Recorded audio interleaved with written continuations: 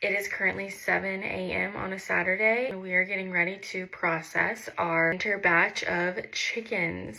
I raise and process our own meat birds, and I'm gonna take you guys along the day with us. Although it is really hard as someone who loves animals and grew up with them, it's also like such a blessing to be able to do this because I know exactly what my chickens have been fed, how they've been treated, and they have lived the best life. So I'm excited to fill our freezer, but I'm also, my heart's a little, because I've been raising them for 9 weeks.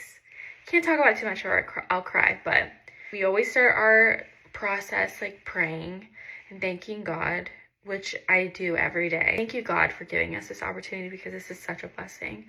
Let's go process some chickens together.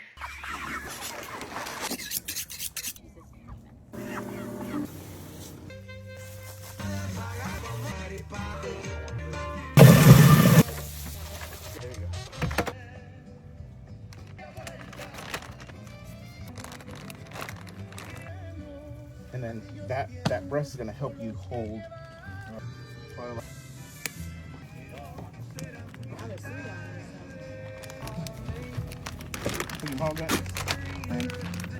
Well, son, I get because he couldn't.